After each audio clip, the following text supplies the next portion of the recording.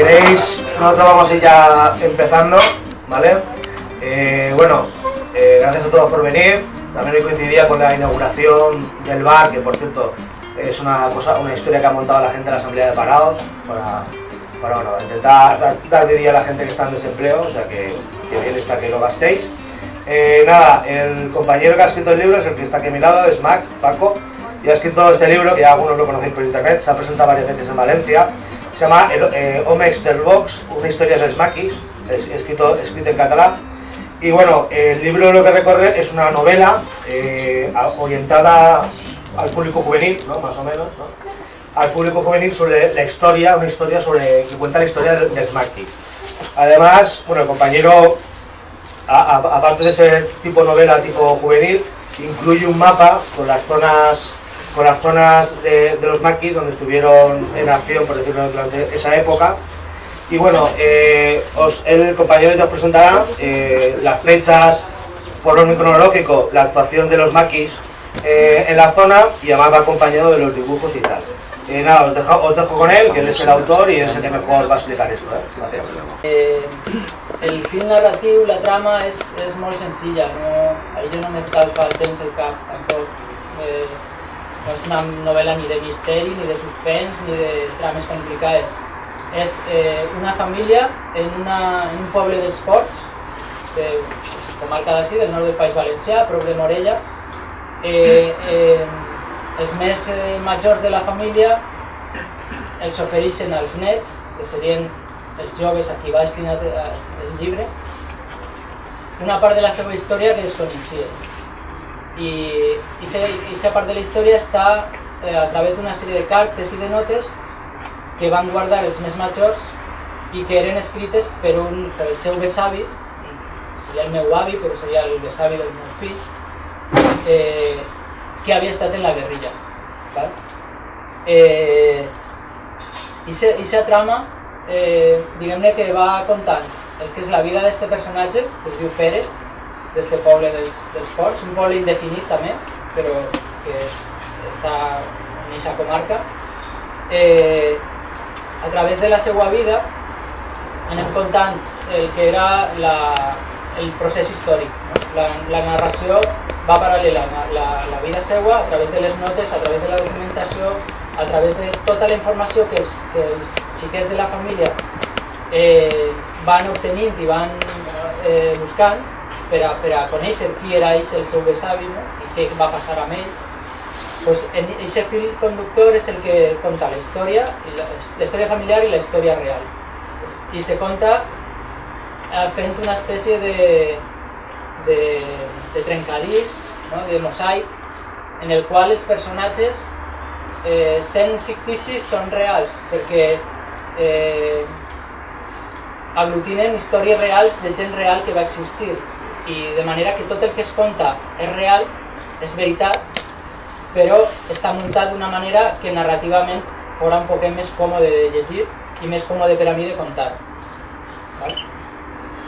L'àmbit cronològic és des del 1936, 31, quan un poquet la proclamació de la República, però sobretot a partir del 36, amb l'inici de la Guerra Civil, i passem per el període de la desfeta de la Guerra Civil, la postguerra, tot el franquisme, l'anomenada transició o transacció, i després fins a l'actualitat, un poc per lligar aquest començament de la vida del besavi amb la vida actual dels xiquets que van a l'institut o van a l'escola i que descobreixen el que va passar.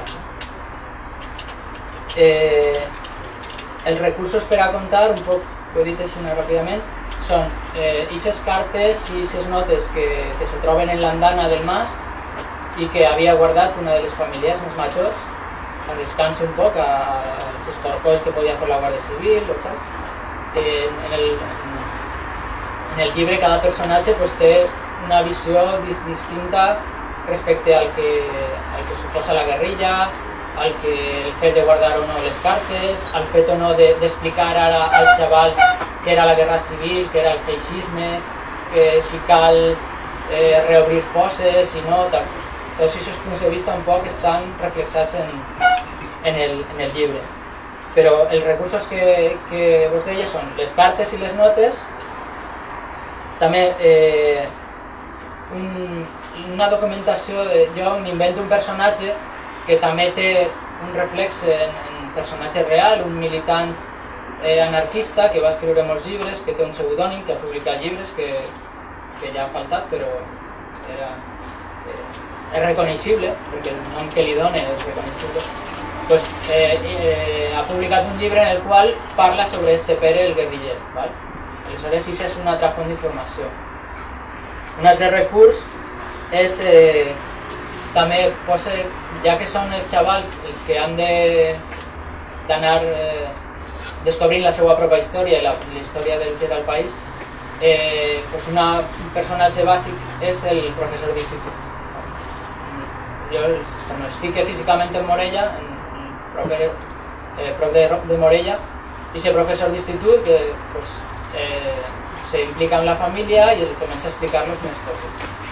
I aquesta és un poc la manera en la qual tota la documentació que jo havia llegit en altres llibres, en altra bibliografia, en altres webs, en altres recursos, pues, un poc la vaig distribuint per a que a poc vaig tenint continguts. Després de molts anys batallant contra el feixisme, molts estaven en la guerrilla, però havien començat a lluitar, alguns fins i tot en les revoltes del 34. Altres en el 36 estaven en la guerra i estigueren 3 anys. Altres patiren, o sigui, vull dir que algunes d'aquestes persones van patir tot un recorregut de lluita de més de 20 anys.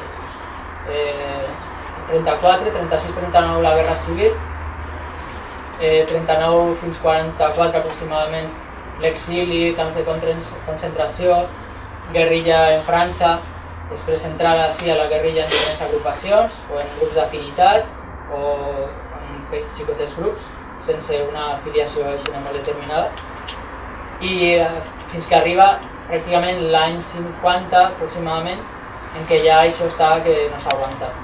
L'enemic és molt fort, el suport de la població és pràcticament nul, el suport que tenien, que no he comentat abans, la guerrilla no s'hauria mantingut tant de temps si no haguera tingut el recolzament de molta gent, els que s'anomenen punts de suport o bases d'apoyo, que era la gent dels pobles, de les ciutats, sobretot dels pobles, perquè era més una guerrilla rural, que es donava suport a base de donar-los aliments, donar-los informació, avisar-los que està la Guàrdia Civil per així que va per allà. Sense això la guerrilla, cap guerrilla hauria aguantat. Aquesta guerrilla en les diferents agrupacions va anar caient en diferents llocs, en diferents moments, fins que al principi dels 50 ja no tenia molt a fer. Encara així alguns continuaren, com és el cas de Cara Cremada, com és el cas de Quico Sabater, que no sé si va ser uns anys abans que Cara Cremada o Zacerías, per nomenar-vos gent de la guerrilla anarquista. Però encara continuaven altres d'altra afiliació, en altres llocs que continuaven la lluita. Finalment, l'any 65, el cabo Abatut Piloto, que era un guerriller gallec que portava ja anys amagat, ja no estava actuant, però encara era un enemic per a la Guàrdia Civil i el van matar. I diguem-ne que ahir pot ser que és l'any que ja no queda cap guerriller viu dins del actiu, i és quan acaba un poc el recorregut de la guerrilla des dels començaments. La guerra civil, en aquests primers que estan, a mesura que comença l'ocupació de les tropes franquistes, se tiren a la muntanya i comencen a fer accions. Jo en el llibre parle en un paràgraf de la història negra de la guerrilla en quant que n'hi hagueren suïcidis, n'hi hagueren execucions, n'hi hagueren delacions per motius ideològics o per motius personals. Això ho parle, però en un paràgraf així, perquè jo no volia fer la història negra de la guerrilla, que vinga una altra i la faça. Jo volia explicar la guerrilla en la part positiva de lluita contra el franquisme. Doncs gràcies a vosaltres. Passar-vos a les llibres, que algú...